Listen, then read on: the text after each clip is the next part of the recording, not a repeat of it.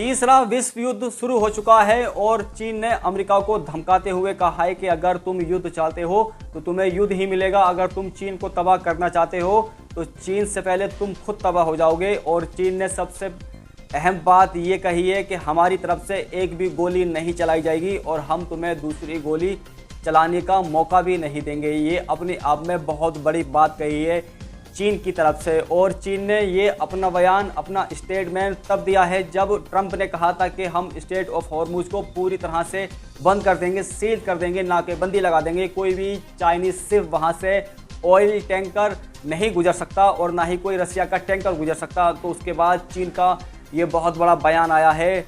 उसने धमकाते हुए अमेरिका को कहा है कि अगर तुम युद्ध चाहते हो तो तुम्हें युद्ध ही मिलेगा। यानी चीन अपने फुल मूड में आ गया है। चीन ने खुले तौर पर अमेरिका को धमकी दे डाली है कि अगर हमारा कोई भी स्ट्रेट ऑफ हॉर्मुज के अंदर जहाज पर हमला होता है अमेरिका द्वारा तो हम इसका जवाब जरूर देंगे और ऐसा जवाब देंगे कि अमेरिका की नस्लें तक कांप जाएंगी।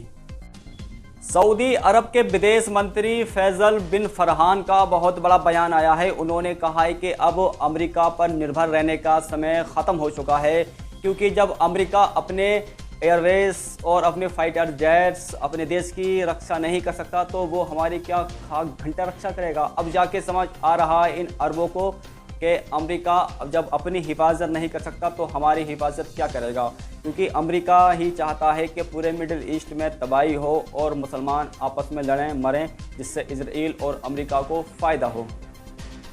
उधर तुर्की और इजराइल के रिश्ते दिन ब दिन ख़राब होते जा रहे हैं। तुर्की के राष्ट्रपति रजब तैयब एर्दोगान ने इजराइल को धमकाते हुए कहा है कि बहुत हो गया, अब तुमने गाज़ा से लेकर लेबनान तक, लेबनान से लेकर ईरान तक बच्चों का नरसंहार यानी जेनोसाइड जितना किया है, अगर तुम अभी नहीं रुके तो हम सबसे पहले तुम पर हमला कर देंगे। और जो रजब तैयब एर्दोगान है तुर्की के राष्ट्रपति, तुर्की कोई ऐरा गैरा देश नहीं है। उसके पास 5वीं पीढ़ी के सबसे हाई टेक्निक फाइटर जेट हैं और उसके पास ऐसे हाई टेक्निक ड्रोन्स हैं कि वो इजराइल को मात दे सकता है। अगर अमेरिका बीच में नहीं कूदा तो तुर्की इजराइल को बर्बाद कर सकता है।